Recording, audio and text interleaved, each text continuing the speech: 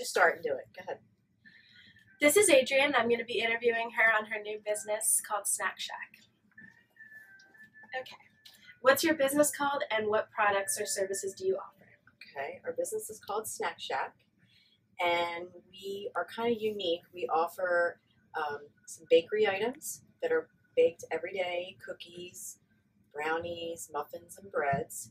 We also offer some soups, and we make homemade spreads that we use as well on all our products.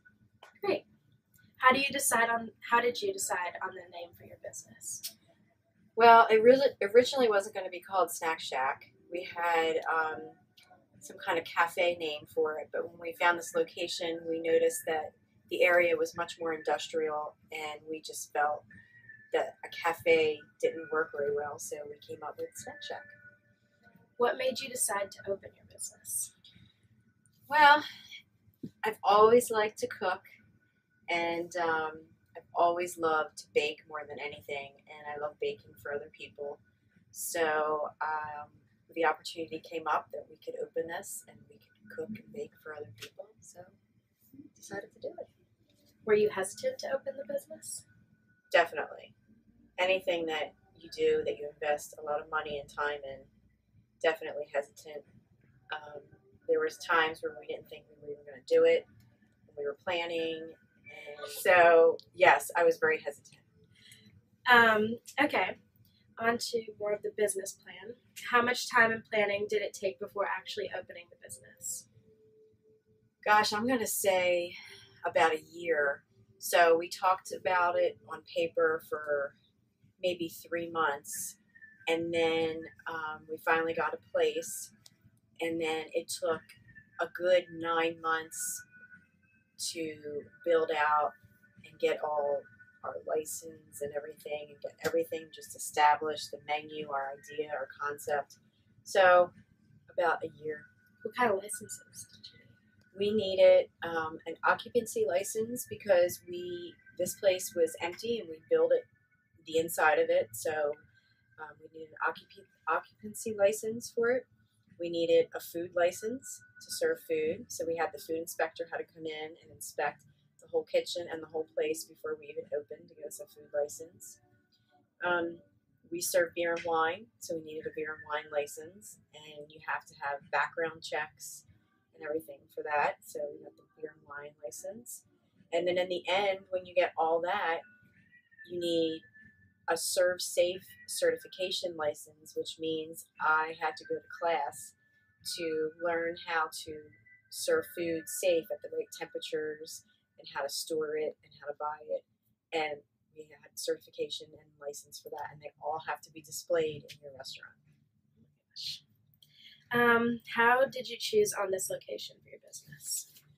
Well, we looked everywhere. We looked all over Jacksonville, and originally we really wanted to stay at the beach, but it was costly to stay there, and it's pretty saturated. And when we came out to this area, it's kind of, they're rebuilding this area, and this opportunity to come into this little building we are in now and redo it the way we wanted to do it. There's nothing in this whole area like us. We're really unique to these people. There's a lot of residents here, there's industrial people here, and there's a lot of schools, and there's a college right down the road. And we wanted to be the place in town that everybody talked about, so that's why we picked it. And how did you obtain your startup capital? Through personal investments, and we took some of those investments and we transferred it over and invested into the restaurant. In marketing, how do you advertise your business? Oh gosh, we are huge in social media. So a lot through social media. I mean, word of mouth is even the best. And we've gone down to the college, and we've done little fairs at the college, and we do what we call cold calls. We have one girl that goes out to businesses with little sample bags and does little cold calls and shows them what we can do. We can cater what we make. So, and what role does social media specifically play in your marketing? It's huge. It's huge. It's got to be about 85% of our advertising. It's it's great. Which ones do you use? We use Facebook, Instagram, Twitter. Right now, they're the three that are really. But Facebook is the huge. We advertise everything on Facebook. Our whole website, our menus, our specials. We have code words in there, so if people go on to find our daily desserts and they come in with the code word, they get 50% off of their dessert. So it's huge. And can you tell us about the Smile Wall? Oh yes, the Wall of Smiles. So if you come in and we take your picture while you're eating. Our tagline here: "It's okay to smile with your mouth full." So we take a picture of you with your mouth full, and then every week we put a magnet on 2 of our customers, and it stays on your face all week. And if you come in and you have the magnet on your face, you get 50% off the entire week. So that's another thing we do for social media. We post it on Sunday, the 2 new people, and that's it. We post it once, so you have to look all the time to see if you're posted. It's pretty cool. What are the licensing requirements that you went over that? Do you use any information technology to help run your business? Well, yeah, I mean, everything's through the computer. So it's basically, that's how we do our social media, is all through the computer. We do all our online catering. You can place orders online and come into the store and pick them up. You can fax orders in. Can you tell us more about the catering aspect? Yeah, we just started this whole catering menu and online ordering. So we will ship food out. So you can order anywhere in the United States and we'll ship you the food. And the catering menu, we just started the catering menu, and that's a little different than the menu in the restaurant. It has some different items on it, different sizes. Everything in the restaurant we make is jumbo size. We have jumbo cookies and jumbo muffins. On the catering end, we give you the option to make everything a little smaller, which some people like that, but some people like the bigger things. How do you ship, through the nation? Well, it's a little tricky. We don't ship certain things. We won't ship our spreads. Anything that has to be refrigerated, we don't ship. We're going to hopefully be able to do that soon with dry ice and everything. But right now, we just package it up at UPS and ship it 2 to 3 day air and wrap it real tight and hope it gets there fresh. How did you select employees that you can trust? Well, we all knew each other. So we knew each other ahead of time. It wasn't like we were strangers, and we knew each other enough that we trusted one another, and that's how we chose each other. How many different positions are there in your business? Well, I'm going to say there's about 4, because there's 4 of us. So we have one that does a lot of the marketing, one who's kind of like the general manager, and then Tony and I in the kitchen are more of the bakery manager type people. But in this small little place, everybody does everything.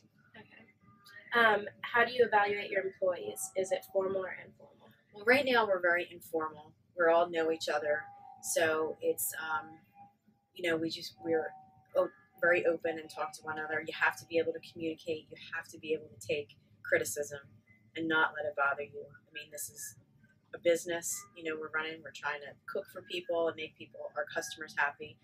And so that's basically, right now it's very informal. I think when we start to hire people, it will become more formal. What company incentives do you offer your employees? Well, we just started giving people some days off when we do really well with sales or catering, and we've been real busy and everyone's been working really hard. We gave Tony off a day to get her hair done and spend a day at the spa. Miley built some things for us, so we gave her an incentive to invest, do some things with her woodworking at home. What is the worst experience that you've had so far with your new business? Well, I'll give you the best and the worst. Okay. So the best experience, I'm going to say, is not one person has ever left this establishment unhappy. People come in here and it smells like chocolate and cookies and brownies or something cooking, and they love it. They're happy. They love the food. They love the bread. They love the environment. It's fun. We do karaoke. We do trivia, and they can win things. So that's probably the best part. The worst part, I'm going to say, is the hours. We get up very early. I'm up at 3 a.m. every day.